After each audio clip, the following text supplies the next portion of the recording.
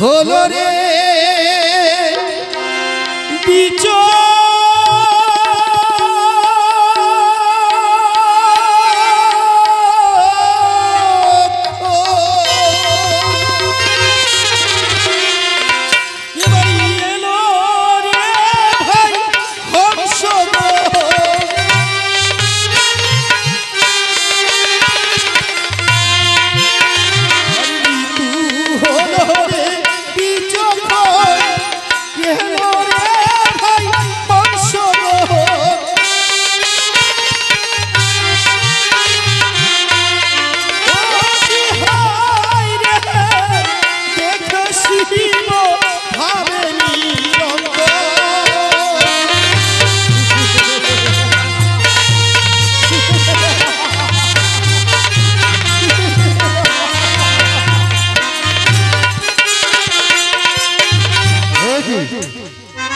आज अपरूप दृश्य देखलाम आमी एसेछिलाम এই সূর্যক নদীর তীরে চাঁদ করে ফিরে যাব आज हंसा हासिर पाখির রং দেখে আমার যে পার্বতীর কথা মনে পড়ে গেল না না না না এই স্থানে থাকবো না আমার চলে যাব ওই তো চলে যাচ্ছে যমুনার তীরে সেইখানে পাখিদের আমার দেখব মহারাজ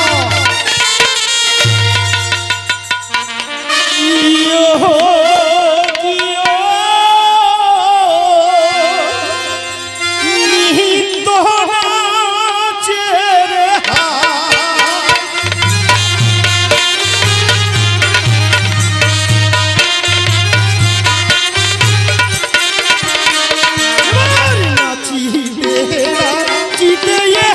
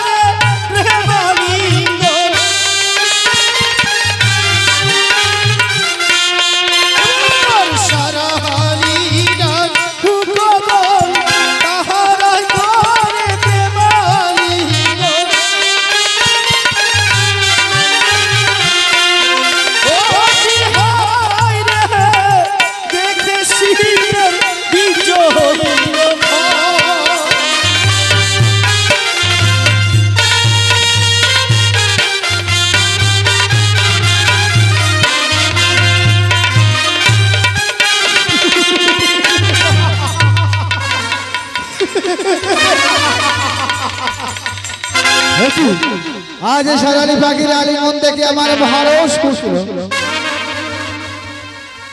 আজ পার্বতী গঙ্গাকে কথা দিয়ে এসেছিলাম এই যমুনার তীরে চান করে ফিরে যাব। আজ মহারস এর আগে কোথায়?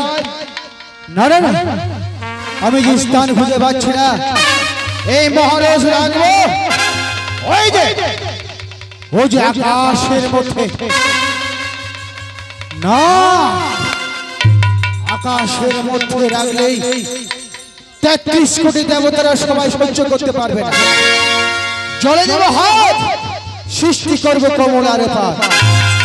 সেই কমলার পাতে আমার মহারস রেখে দিয়ে যাব।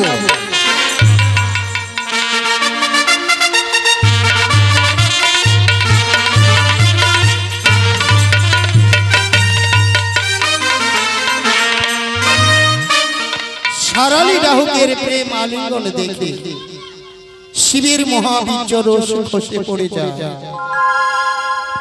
যখন শিবের বীর্য খসে যায়, শিব মনে মনে চিন্তা করছে এই বীর্য আমি কোথায় রাখবো, এই বীর্য আমি কোথায় রাখবো। তাই কি করলেন, ওই সাগরের জলে হাত রেখে এক পদ্ম গাছের সৃষ্টি করলেন। সেই পদ্ম গাছ সৃষ্টি করে সেই পদ্ম পাতার উপরে সেই শিবের মহাবীর্য সেই স্থানে রেখে দিলেন। রেখে দেওয়ার পর কি হয়েছিল, রেখে দেওয়ার পর ভুইহার নামে একটি পাখি, ভুইহার নামে পাখি সেই বীর্যকে পান করে। পান করার সঙ্গে সঙ্গে ওই শিবের বীর্য পান করার সঙ্গে সঙ্গে পেটে হয় তার ব্যথা যন্ত্রণা। সে ব্যথার জ্বালা সহ্য করতে পারছে না। তখন ভুইহার কি করলেন, ভুইহার মনে মনে চিন্তা করছে আর বোধ হয় আমি আর বাঁচবো না, না না আমাকে যেতে হবে গোলক বিহারী নারায়ণের কাছে। ওই গোলকে চলে গেলেন ভুইহার। ভুইহার গোলকে গিয়ে বলছে, ওগো প্রভু তুমি একবার শুধু আমাকে রক্ষা করো, প্রভু রক্ষা করো। গোলক বিহারী নারায়ণ বলছে, গোলক বিহারী নারায়ণ বলছে, ভুইহার যে বীর্য তুমি পান করেছো এ সামান্য বীর্য নয়, এটা শিবের মহাবীর্য। এই বীর্য পান করেছো তুমি, তাই তুমি এই বীর্যকে হজম করতে পারবে না। তাই আমাকে উপায় বলে দাও প্রভু। ভুইহার বলছে, বলো প্রভু বলো, আমার কি আর উপায় নেই, আমি যে বিষের জ্বালা আর সহ্য করতে পারছি না। তখন গোলক বিহারী নারায়ণ বলল, ভুইহার যেই স্থানে তুমি যেই বীর্য পান করেছো সেই বীর্য তুমি সেই স্থানে উপড়ে ফেলে দাও। ভুইহার দেরি না করে কি করলেন, ওই গোলকে ছেড়ে যেই স্থানে যেই বীর্য পান করেছিল সেই স্থানে এসে সেই বীর্য উপড়ে ফেলে দেন। আর উপড়ে ফেলে দেওয়ার পরে সেই বীর্য কোথায় চলে যায়, পাতালে। ওই পদ্ম ফুলের শিশবে দিয়ে তার শিকড় দিয়ে পাতালে প্রবেশ করে। পাতালে বাসকী নাগরা খেলা করেছিল। তারা অনেক দিন ধরে তপস্যা করেছিল, তাই তপস্যার ফলে সেই বীর্য তাদের কাছে পৌঁছে যায়। 10 মাস 10 দিন পর এক ফুটফুটে কন্যা সন্তান জন্মগ্রহণ করে। জন্মগ্রহণ করার সঙ্গে সঙ্গে দেখে তার মুখে অতিরিক্ত বিষ নিয়ে সে জন্মগ্রহণ করেছে। তাই পাতালের বাসকীরা নাম দিলেন তার বিষ মুখে দেখে বিষহরি। পাতালের বাসকীরা নাম দিলেন ওই মনসার নাম দিলেন বিষহরি। তাই দেখুন, ওই জল হতে সৃষ্টি কহল পহত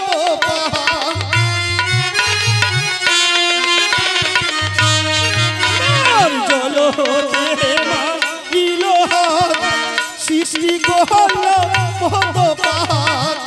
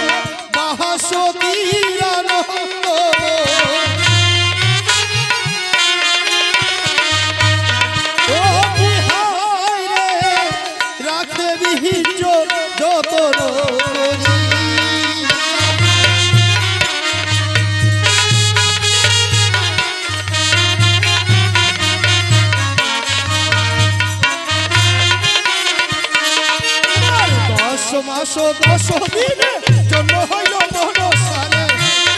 উলুধ্বনি দেন সকলে, উলুধ্বনি দেন। সরি 10 মাস 10 দিনে জন্ম হইল মনসারে।